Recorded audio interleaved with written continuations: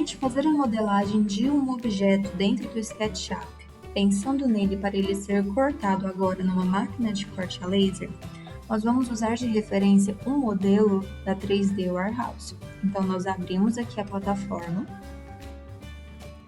No campo de busca, nós procuramos por porta objetos, clicamos na lupa para pesquisar, e aqui em modelos, nós podemos procurar por algum exemplo.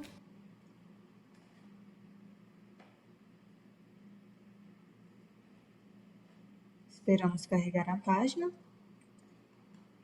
Mas nós podemos procurar por algum exemplo como esse daqui. A gente baixa para a nossa tela de trabalho e posiciona aqui.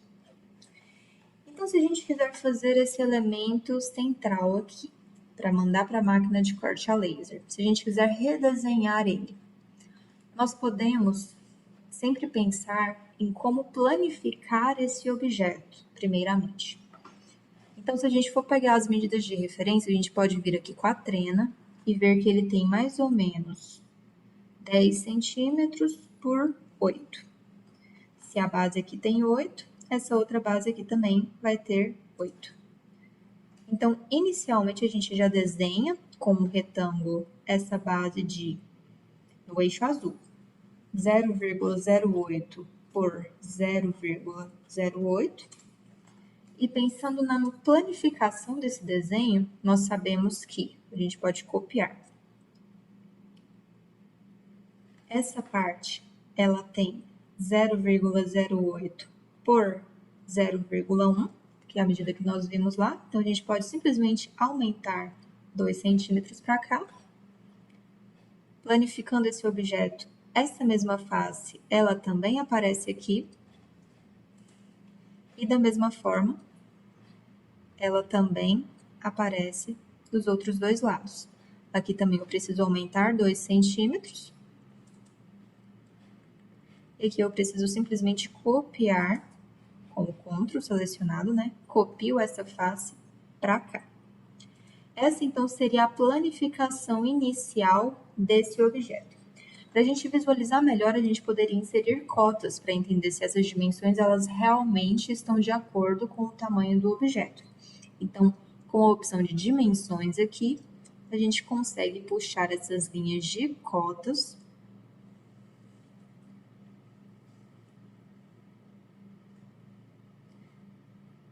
em todas as linhas laterais. Eu posso simplesmente pegar ponto por ponto, como eu posso também já clicar na minha linha e puxar essa referência de cota.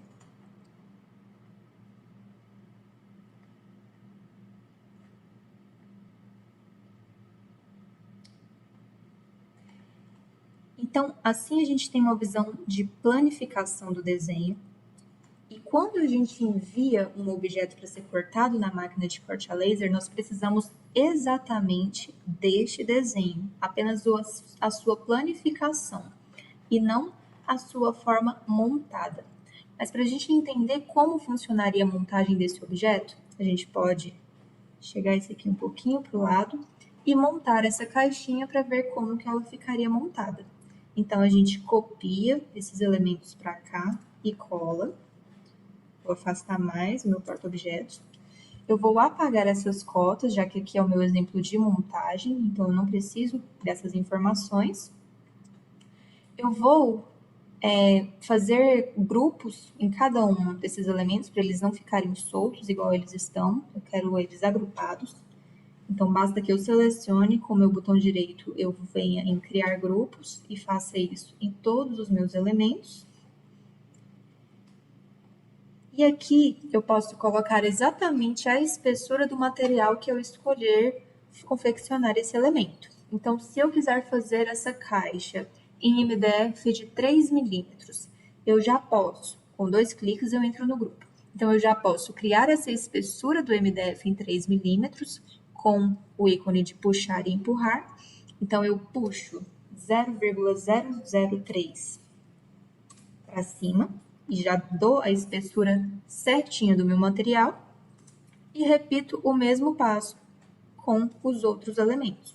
Dou 2 cliques, uso a ferramenta de puxar e empurrar, puxo e encosto o mouse para referenciar a mesma altura desse elemento com a altura que já está criada nesse elemento central, aperto o ESC para sair do grupo e faço isso com todos os meus outros elementos. Para que a gente está fazendo isso? Para que a gente consiga montar essa caixa e ver se os encaixes estão acontecendo de forma correta. Então, o que eu preciso agora? Eu preciso mover essa ponta para encostar nessa ponta e rotacionar esse elemento 90 graus para cima.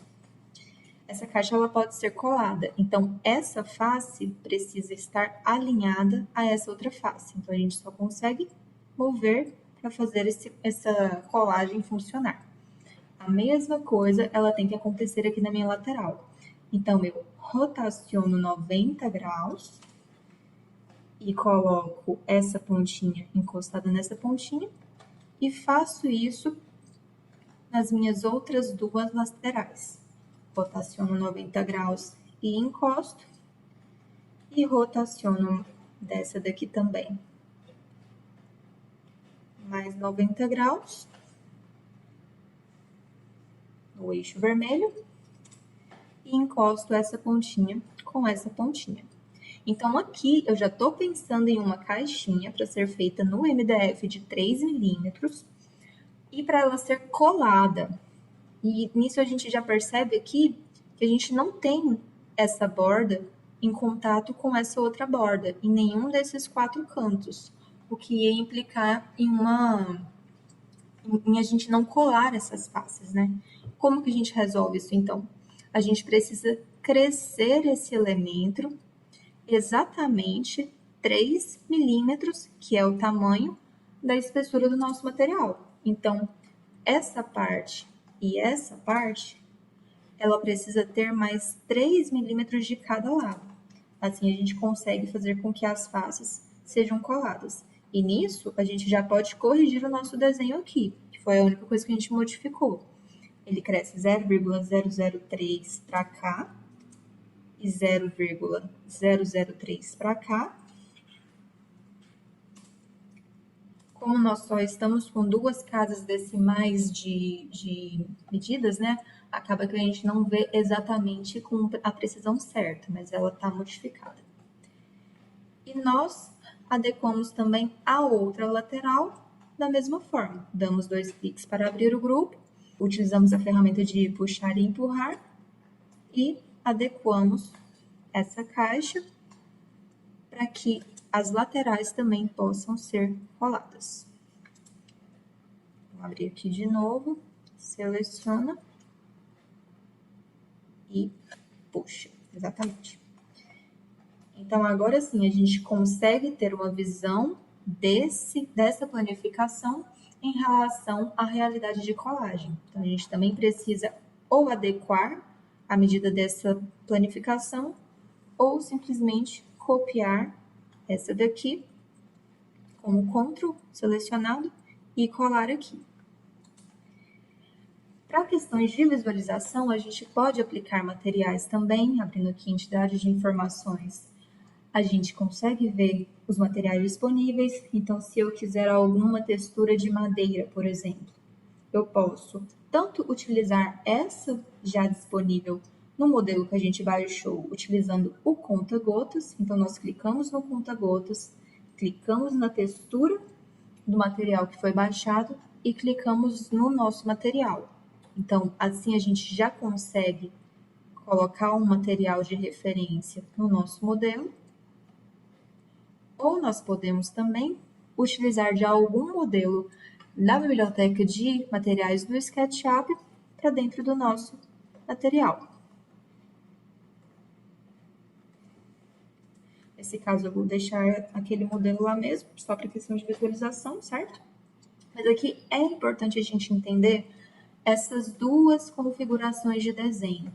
Sempre já planificar o desenho no SketchUp pensando nessas dimensões e sempre fazer a montagem dessa planificação pensando nos encaixes e nas possíveis áreas que vão ser coladas.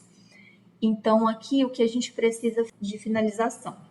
Para enviar esse modelo, basta que a gente delete todas as outras informações que nós não iremos usar dentro do SketchUp e exporte o modelo no formato de DXF.